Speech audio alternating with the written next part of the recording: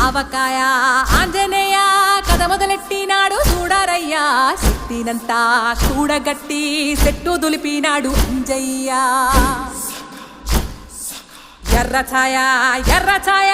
కోతి అవతార వెంటమాయ కత్తి సేత పట్టకుండా కాయ కోసినాడు కపిలయ్య